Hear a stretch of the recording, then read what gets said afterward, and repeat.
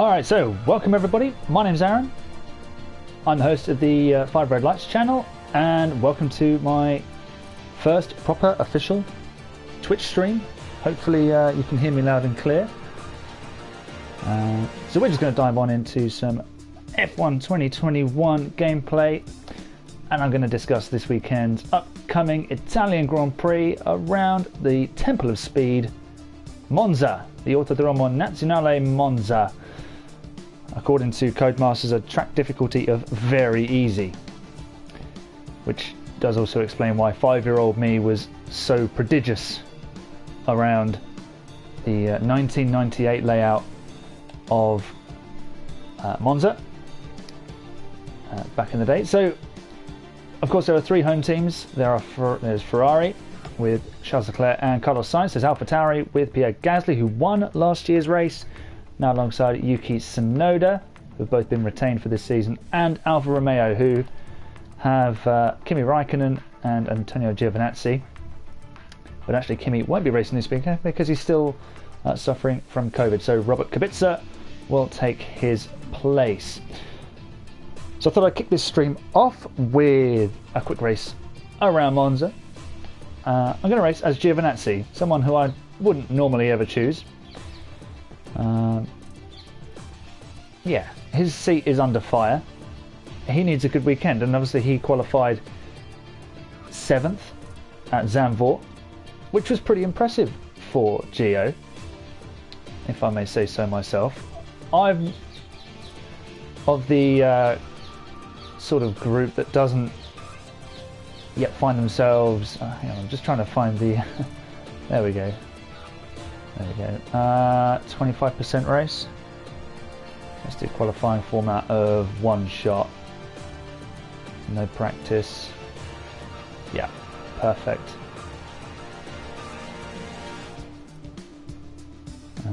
Yeah, I'm not yet convinced by Giovinazzi, even though he's had 2.5 seasons now at Alfa Romeo. And this could be a big weekend for him, considering it's his home race.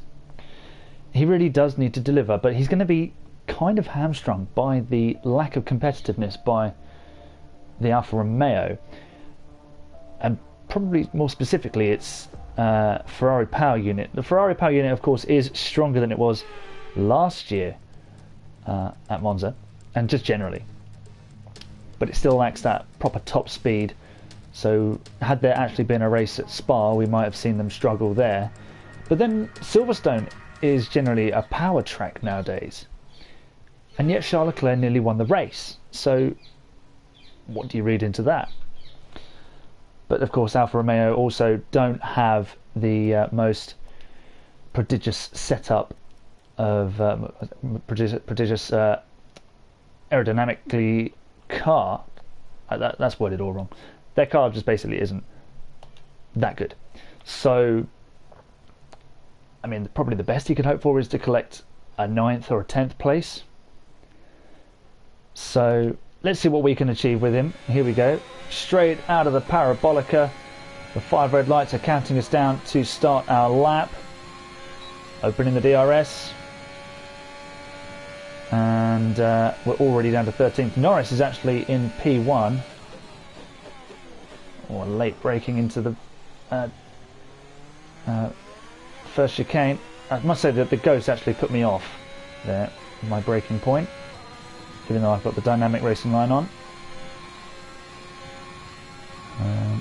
So yeah, Hamilton currently fastest into the Della Roggia chicane after running through the Curva Grande. A little bit out of shape there. Not my finest path through the Della Roggia.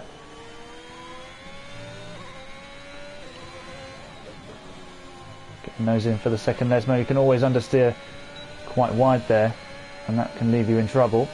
We're up to 15th at the moment, which I think for Gio would be a strong performance in qualifying.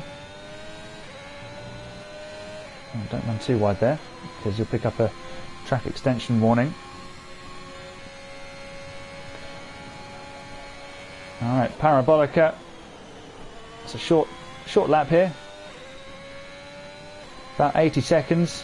but we're going to be over 80 seconds. Hamilton goes fastest. We set a 1:22.7, which I think is good enough for 15th, maybe 16th. With qualifying finished, it's time to remind ourselves. So Hamilton takes pole position from Max Verstappen. Daniel Ricciardo up there for McLaren. We'll get on to McLaren in a minute. We're going to discuss the home teams first. So we've already discussed Alfa Romeo a little bit with Antonio Giovinazzi, who we are racing as. We've out-qualified Kimi Raikkonen by 4/10. I'm not actually racing on my usual difficulty, because then that means I can have a quick glance at the chat. So if you're in the chat, chuck us a message and say hello, and let's chat about the upcoming race weekend. Of course, qualifying is actually this evening. Unfortunately, I will be missing it because I will be at work. So that's a shame for me. Slightly overcast conditions for the race. But if qualifying is anything like the Silverstone sensation, we're in for quite a session. I will watch it when I get back from work, of course. And then we've got the sprint race tomorrow. We'll discuss that shortly as well. Let's get through this. Okay, we've already seen the grid. We know where we're lining up. We don't need to listen to Crofty much more. So let's have a look at our race strategy. Of course, Monza is notoriously a one-stop strategy. You can do a two-stop, but you need like massive car performance and probably a massive lead as well. Of course, last year we had a red flag, and that kind of changed everything, didn't it? So it's not out of the realms of possibility for things to be thrown completely up in the air at Monza, obviously because it is high speed. So let's get ready for the start. 5 red lights, and we go. It's a decent start. And we're gaining on Esteban Ocon. They're all going to bunch up here, so we'll lift. And this is the thing about Monza, you can wreck your race right at the beginning if you're not careful, and we've done a really nice job there actually of feeding our way through, and we've got past Ocon, who's been passed by Mick Schumacher as well, and we're ahead of Yuki Tsunoda. So what of the other Alfa Romeo of Robert Kubica, who is standing in for Kimi Raikkonen once again? Of course, he did a brilliant job in Zandvoort. I actually rated his performance as 5 stars. You can check out my driver ratings video for the Dutch Grand Prix. There's a message for the guy who's actually currently in front of me in this race, Pierre Gasly, about his future prospects. So go and find out what I have to say in that video. What can we expect from Robert? Well, I think we can expect a steady pair of hands. He's not going to thrash the car around, not quite in the way he used to before his horrific accident in 2011. That's over 10 years ago now. It's just incredible. I think how much more he could have achieved without that. Max Verstappen sets the fastest lap. He has taken the lead. We are struggling to fend off Yuki Tsunoda. For Robert, I think finishing the race again would just be the aim, and potentially matching Giovinazzi's pace as well. You know, if Gio doesn't put it together, then there's a strong chance I think that Kubica could either out-qualify him or out-race him. Certainly out-race him. Gio's decent over one lap, but of course he is trying to secure that seat for 2022 alongside Valtteri Bottas. And what of the other home teams? Well, the AlphaTauri should be strong. I'd expect Pierre Gasly to be in the top 10, but with Yuki Tsunoda, he has had a pretty chaotic season, and he actually said he's surprised to be retained by AlphaTauri, because at least he was honest. You know, he said he's been crashing a lot and rear end all over the place there. He's been crashing a lot and costing the team a lot of money, and obviously with the budget cap, that's not helpful, because that's all going to add up, and that's going to take away potential funding for development and making the car faster, as the two Mercedes now set fastest laps and are in the lead.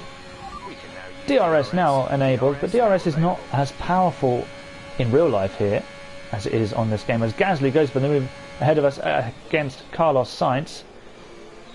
Two home teams, well, three home teams all in a line here. We've got the two Ferraris followed by Gasly, us as Giovinazzi and Yuki Tsunoda. Kimi still bogged down behind Mick Schumacher's Haas. I'd actually expect Mick Schumacher to get a really good reception this weekend. He gets a good reception everywhere, of course, because he's a lovely bloke, and of course he is the son of Michael Schumacher. But it's going to be pretty emotional and pretty heartfelt for the Tifosi here. Considering the success that Michael brought to Ferrari, and obviously they're going to want to see Mick in one of the Scarlet cars in years to come. And let's talk about Ferrari as Yuki Tsunoda closes in on us. Use a bit of overtake to try and defend. He's going to send it to the inside though. Just do a wall of death around the outside of Parabolica. Ferrari are going to be, I think they're going to be in a bit of trouble. Again, the Ferrari power unit lacking the top speed in it. They've got two drivers who can make a strategy work. Ooh, did we clip Tsunoda there? Did we pick up damage? No, we're very lucky. We did lose position as we have a yellow flag. I think that would be Esteban Ocon who has spun. Let's have a look on the old replay. Raikkonen's now right behind us.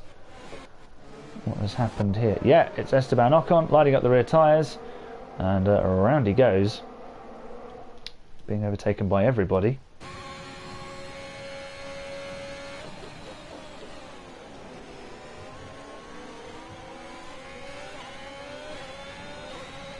So yeah, Ferrari, I can't see both cars getting into Q2. I think maybe Charles, considering he's so electric on a single lap, will be able to muster something.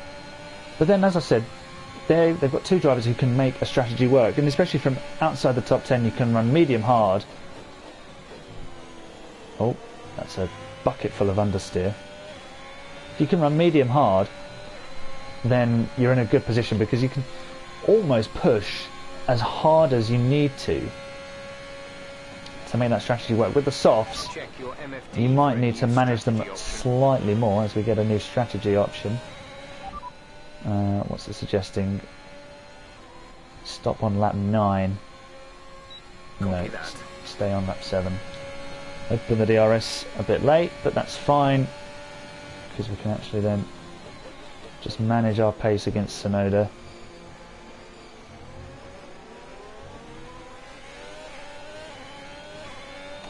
So yeah, Ferrari in for a difficult weekend. I think the best they can hope for is a few points. AlphaTauri, they'll be looking for a really solid haul from Gasly. I think he will actually end up ahead of both the Ferraris. The AlphaTauri, very similar in its concept to the Red Bull. So if the Red Bull is decent around Monza, the AlphaTauri by definition should be fairly handy too, and especially in the hands of Pierre Gasly, who's just driving incredibly.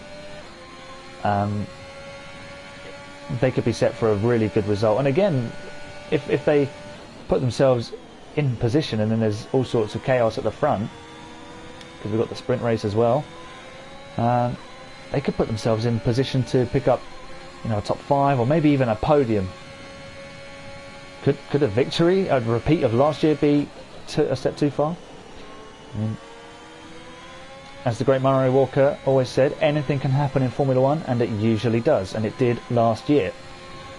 We are now going to slipstream and DRS our way past Yuki Tsunoda. We're going to move to the outside, take the racing line, and DRS is not this powerful usually in real life, but on the game it is just insane. Sainz and Gasly battling up ahead of us. Now, who else, apart from the top two teams in Mercedes and Red Bull, is looking probably in good shape for a strong weekend? I would tip McLaren. Now, of course, their leading driver this year has been Lando Norris, and he is again going to be one to watch. McLaren were fantastically fast in Spa, especially in Lando's hands. Daniel Ricciardo, after Lando's Q3 accident, did pick up that 4th place on the grid, which became 4th when the rain interrupted everything.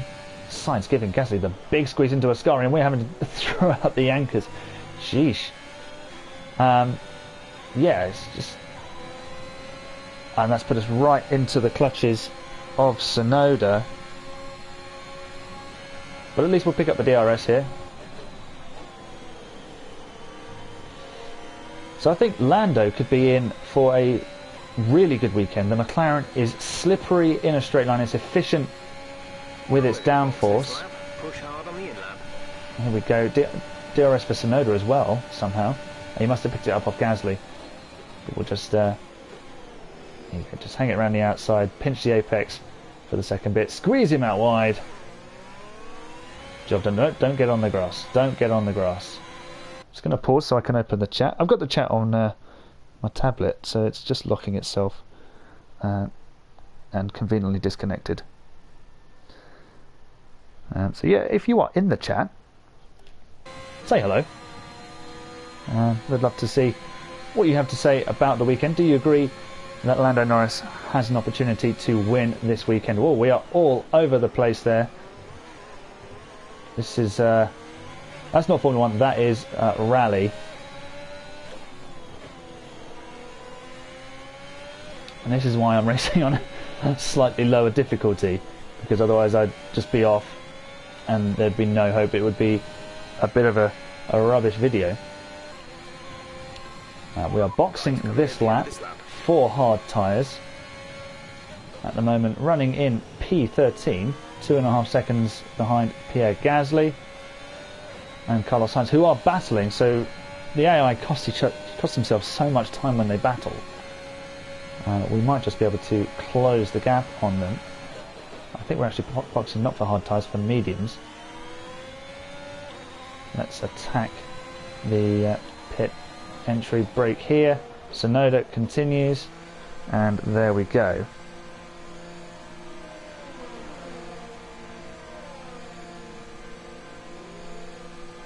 So we're into the pit stop. No change of front wing. Green light. Almost running over the Haas mechanic. It's quite a late line here. Whoa, lighting up the rear tyres.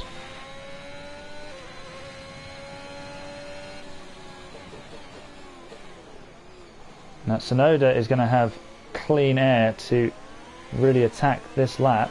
We've actually closed the gap on Gasly. We have 5 laps of fuel We came in about 3 seconds behind, and we're now just 1.1 down. Sainz has opened up a bit of a gap to him. So getting back to Lando Norris, I think he should be at least aiming for a podium this weekend, because McLaren, if you remember last year, almost won the race and they finished 2nd and 4th. And this year's McLaren is stronger because it's got the Mercedes power unit, and it's just a better car all round. I know Ricciardo's having his struggles with it, but that's just the nuances in driving it, and he's still struggling to get to grips with it. Carlos Sainz and Lando Norris had a couple of years to gel with it, and Lando is now reaping the reward of it. Carlos is quite an adaptable driver, so he was able to get some results out of it. And how often did we see Carlos qualify low down the order and then come through from like 15th to 5th late on in the 2020 season? And it could be a good weekend for Ricciardo as well. He should be aiming for a top 10 grid slot. There's Tsunoda, we're just going to breeze past him as he exits the pit lane. He's actually on hard tyres, so we've got an advantage here. Braking late into turn 1. Short shifting to kill the wheel spin. And Gasly has caught Sainz. And see what I mean? I think that the AlphaTauri will be stronger around this track than the Ferrari itself, so look out for them. As for McLaren, as we fly across that sausage curb, that is absolutely not what you want to be doing for an optimal line through the Della Roggia. Could Lando win the race on pure performance? I mean, if something crazy happens in qualifying this evening or in the sprint, then yes, he could do. But I think he's going to need a slightly random event to put him in contention rather than being there on pure performance like he would have been in Spa. But it's definitely not beyond the realms of possibility for Lando to clinch that maiden win. I really believe that he could do it, and he'd deserve it. You know, if someone like, not to speak down on him, but if someone like Bottas won the race, would he deserve the win? Of course he would, but his performance this year has been pretty substandard by what Mercedes demand of him, hence why he's going to be driving the Alfa Romeo next year instead of the Silver Arrow. I think Lando's in for a good weekend. Aston Martin as well should be looking for a good result. Their car will be pretty good. Generally, it's always gone well on low drag circuits. They performed pretty well in Baku. Seb got a P5 in Spa, so this sort of circuit should play to the Aston Martin strengths. Lance Stroll generally does pretty well around here too. He was right up in the order after the red flag. I know he kind of lucked into that, but you kind of make your own luck sometimes. He drove well enough to look after the tyres, and just the way things panned out helped him in the race. But let's talk about the front two teams in Mercedes and Red Bull. Who's going to come out on top there? Well, I think Mercedes will have the edge. These are high-speed corners, so a low rake, long wheelbase philosophy will pay dividends for them. That extra stability. Now, I know it's probably nowhere near a comparison, but I've had a little bit of experience with this. Now, I drive normally a Renault Clio, so it's a short three-door car. It's like a very large go-kart. And recently I've been borrowing my mum's car, which is a much larger Vauxhall Astra, longer wheelbase, longer car generally. Now, my Clio is much more responsive, so that's what I would say the Red Bull is. It's, you know, you can chuck it around, you can really work the downforce on it. Of course, my Renault Clio does not have anywhere near the downforce of a Red Bull Racing Formula 1 car. But then I've been driving my mum's car, which is much longer, much more lazy if you're going like around a roundabout. I think it's change of direction, so that the Ascari chicane it would be very lazy. But you'd actually be able to maintain good balance, and you know, you'd be much smoother with your inputs. You might actually pick up the DRS here. Tsunoda tries to go around the outside of Parabolica, which is never a sensible move. You're just going to end up on the runoff. Will we pick up the DRS? Yeah, we will. But he'll have the slipstream. But look at the power of the DRS in this game. Look, we just pull away from Tsunoda. As Gasly finally gets past Sainz, we overshoot the braking zone. So yeah, that's the comparison I'm making to the Mercedes versus Red Bull fight. I think this is a sort of circuit that the low rake concept would benefit from, and I think the Mercedes has a slightly better efficiency for downforce in a straight line, and we saw it at Silverstone, and that's what allowed Hamilton to attack on that opening lap of the race. It didn't help him at the start because he didn't have the downforce to really get away. I know he made a poor start on the Saturday, but he didn't. He did make a move into turn one on the Sunday, but I think had he had a slightly more heavily loaded car in terms of downforce, he might have been able to attack right off the line. As Tsunoda again decides he wants to rather stupidly try and pass us before Parabolica. Oh, we've banged wheels. I've run wide. Tsunoda has dropped back. Actually, we didn't get the DRS. Maybe we were completely together. But yeah, it's going to be close at the front. There's a huge train ahead. If we'd caught that, we could have made some serious ground. But we are in an Alfa Romeo. It's going to be close at the front. I'd expect to see Hamilton and Verstappen on the front row in some order. And then I'd expect to see them duking it out for the entire race. It's going to come down to strategy. I don't... Well, no, that's not good. We'll just sort of weave our way in front of Tsunoda. I don't expect to see them racing like this, wheel to wheel the entire race. But that would be fun. We haven't seen them go wheel to wheel properly for a little while. Of course, the last time they went wheel to wheel, they really did go wheel to wheel. And Verstappen ended up in the hedge. Oh, there's more contact. Tsunoda attacking us on the final lap. Lewis Hamilton has won the race. Will he be the race winner this weekend? Who knows? Nobody knows. We'll do another race after this, and I'll run through some of my predictions.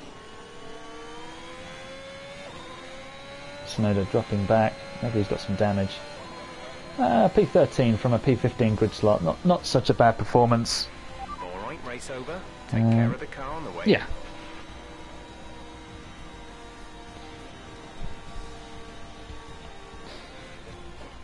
Driver of the day, Lando Norris. Wouldn't be surprised to see that at the weekend, especially if he wins the race. Italian Grand Prix, an historic race, and an achievement they can be immensely proud of. Anthony Davidson, a resounding victory today. What set them apart from the rest? Well, this was a real team victory. They put together a solid strategy today that appeared well suited to the conditions. So Mercedes win this race, the driver did everything the virtual that was race. expected of them in the moment to really execute the team's plan. And generally Monza's been regarded as a team sport. A bit of a slam dunk for Mercedes in the recent years, and of course when they had an engine advantage because they've simply done a better job, it was, but they haven't actually won here for the last 2 seasons. I mean, had all things been normal last year, Hamilton would have won the race at a canter, but it wasn't, and AlphaTauri and Pierre Gasly were there on hand to pick up the pieces. And the year before that, Charles Leclerc backed up his win in Belgium with a pole position and victory in front of the Tifosi. So they haven't actually won there since 2018, when they kind of outfoxed Ferrari on strategy. Smooth, confident and assured. I've got no doubt that he and his team are going to be over the moon with his performance today. Well, did we just get driver of the day from Anthony Davidson? And we'll see you for the next one. Cool. So there's your finishing order. Yeah, that was a fun race as a Giovinazzi fighting Yuki Tsunoda. We finished well ahead of the Kimster. He's probably mentally checked out. Even the AI version of him.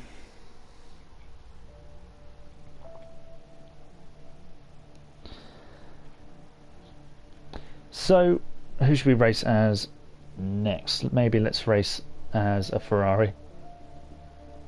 And we'll go through some predictions. We'll go through predictions for tonight's qualifying session, which UK time is 5 o'clock till 6 o'clock. Unfortunately for me, I don't finish work until 7:15. So I'm going to be massively behind, even further behind than the Haas, which are going to qualify last and second last, barring any calamities for other drivers. Or should we race as a McLaren?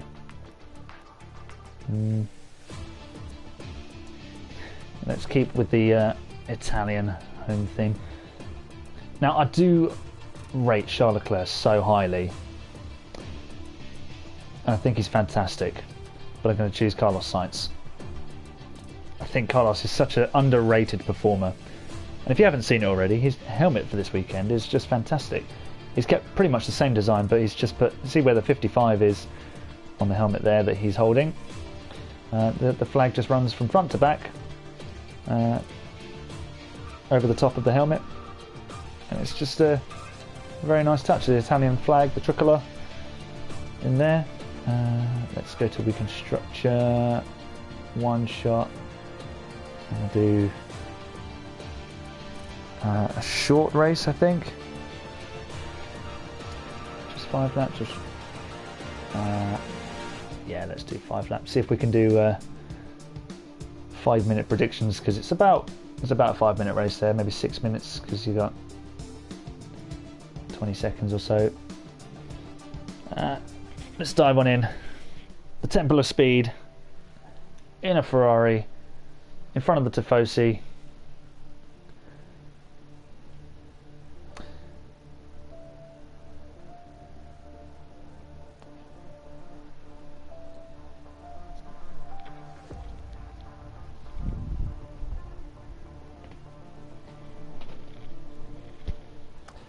All right, qualifying then. Sun shining. We're skipping that cutscene. Car setup.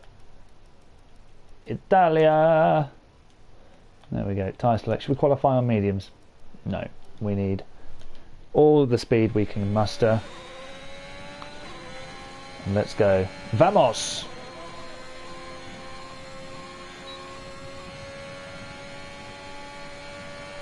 So all the Mercedes power unit cars just streak ahead of us. Norris again P1 heading into turn 1.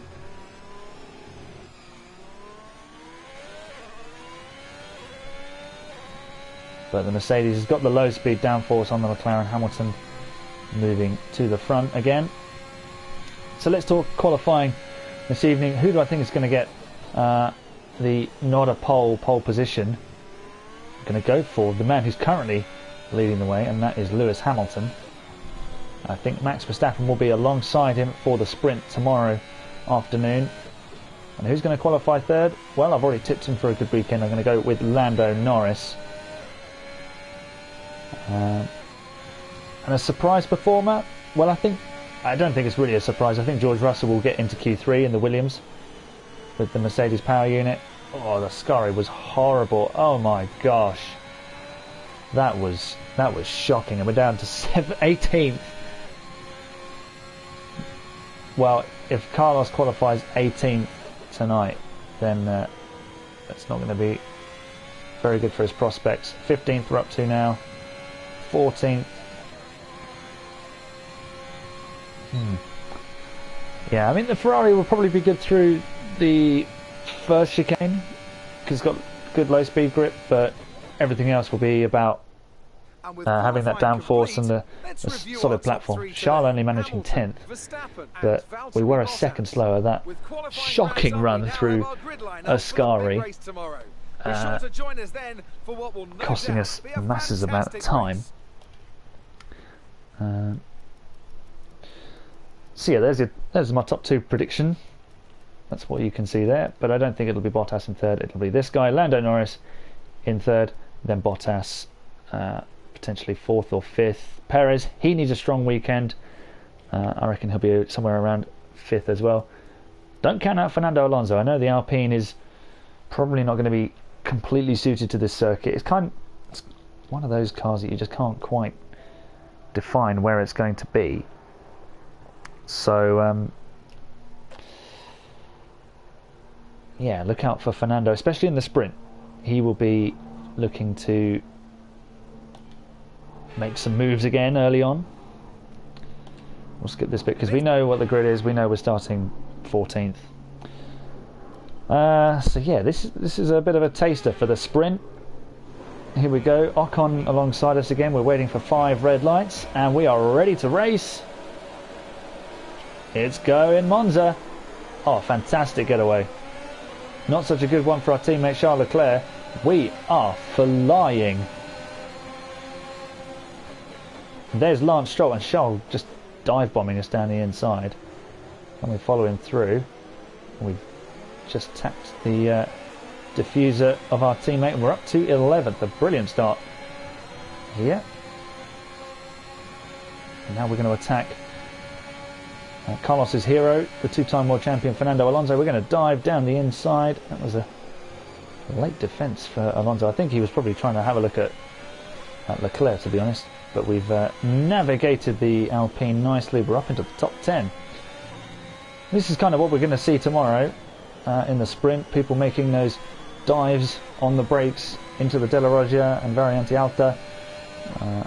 Is it Variante Alta or Bassa? One of them. One of the Italian chicanes on the opening lap or two. Don't be surprised if it is Fernando making those moves, because of course he is the man on the opening lap. He always has been. If you go back to his Ferrari days, some of the starts he made, especially in Spain, were just incredible. He'd just give it full beans on the curves, especially the 2011 Spanish Grand Prix. Leapt from 4th to 1st. Top 10 now. Keep it up. At the start. Yeah, so what's going to happen in the sprint tomorrow, considering we're doing a bit of a sprint here? Well, it does depend on the start, doesn't it? And Hamilton really, he does need to win it. And think of it this way: if he wins the race, if he wins the sprint, and Verstappen doesn't finish the sprint, not considering the after effects of that for Sunday, they would go into the race tied on points. Verstappen would be ahead through countback because he's won more races than Hamilton this year. I think Max has got 8 wins this year, which is just outrageous. Considering oh my, wheel on the grass, and we've been smashed into by the AlphaTauri. We'll chuck a flashback in here. This isn't competitive. This is just for fun. We did what Nicholas Latifi did in Zandvoort, put a wheel on the grass as we turned right, and it cost us big time. So yeah, it's going to be interesting. I don't think Verstappen will DNF. I think they'll actually come home potentially in that order, because once, like in Silverstone, everything settled down after the opening lap, everything just settled into a DRS train, especially in the midfield. It's going to take an error to get through, and I think everyone's going to drive a little bit conservatively, because they're going to know it's a long race on the Sunday. And this is the potential problem with a sprint race that sets the grid. You know, how much do you risk? How much do you try and play it conservative? As Alonso is absolutely annihilating us down the straight. Just enough to hang on, but we might lose the position. We're going to have to be brave through turn 2, and we were.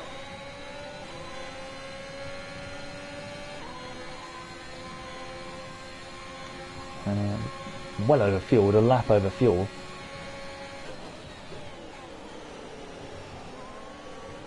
Oh, we've hit the sausage again.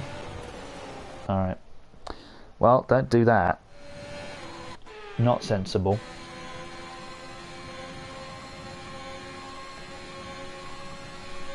Yeah, the sprint, I think, is going to end up just in a DRS train. It's all going to hinge on that opening lap. I can't see Lewis or Max being overly aggressive in it, knowing that they've got Sunday to pick up the big points. Yeah, I think there's still a lot to be worked out with these sprint races, and there's talk of them being standalone events in 2022, but then who knows how they're going to function with the new regs. They should just do another year of trialling them, maybe trial them at 3 or 4 different circuits next year. Yeah, or maybe just trial them at, a third of the races and then build it up. But there's no need to rush into this sort of thing. Qualifying isn't broken. We don't know what the new regulations are going to do. We know that Alonso is about to overtake us, although he hasn't actually got DRS. That's strange. I don't know where we lost that amount of time, unless he's got an issue. We'll just take the apex for turn 2. Thanks very much.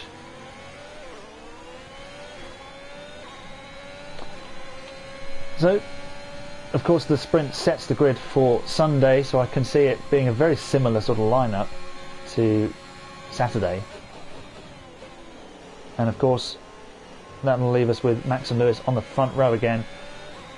I think Mercedes will go for that low drag setup, especially if they think Red Bull are going to be potentially ahead, so it could give them a chance on the straight, but then they need to be able to hang through the middle sector here, through the two Lesmos. That is the crucial bit. If you can hang through there and keep yourself close enough here, okay, you'll lose through the Ascari, but you'll have enough of an efficiency of your downforce to bring yourself back into play for the big run down to the first chicane. It's gonna be interesting, but again, a bit like last year, where even though it was a jumbled up order, once the DRS train sort of got on the tracks, that was it. There was not really much way through. As Gasly and Alonso go into combat, they're not going to get close enough to me to put me under pressure into turn one.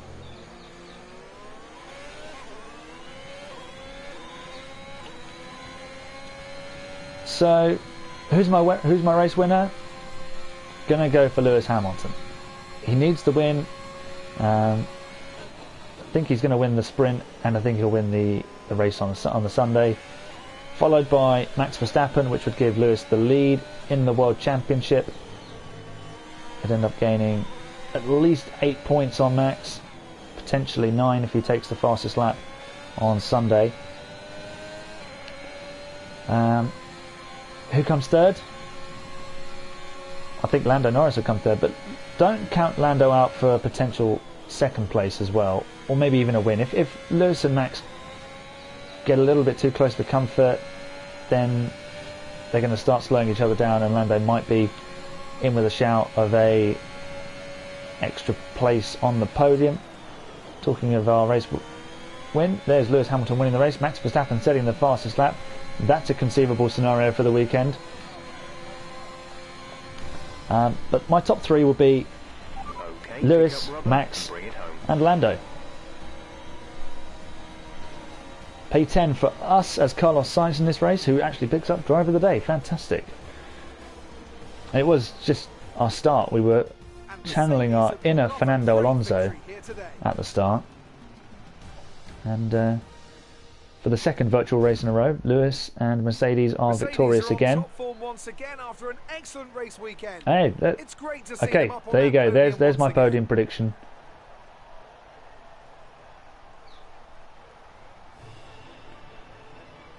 Yep. Lewis, Max, Lando. That might just have to be the thumbnail for when this goes up onto YouTube a little bit later this afternoon. Yeah. This could be a fun weekend. It could be a tricky weekend as well. After an incredible day of racing, who was your driver of the day, Ant? Carlos Sainz 6/10 of a second, the gap His at ability the to follow front. race strategies throughout with pinpoint precision has to be commended. Well, Oh, thanks, Ant. Giving Carlos, who we drove as, some well-earned praise. Yeah, we're actually 0.2 of a second slower on our best lap against Charles. That's probably not representative of the two's ability. I think they're very closely matched on race pace, those two. And if Ferrari get the car right, they have got a brilliant pairing. Just incredible. What about this guy, George Russell? Where do you think he's going to end up this weekend? I think he's going to qualify in Q3. Can he do it again? Can he pick up more points for Williams? Latifi has been strong in the last few races. What can he achieve? And can this guy keep it pointing the right way and not upset anybody? Unlikely.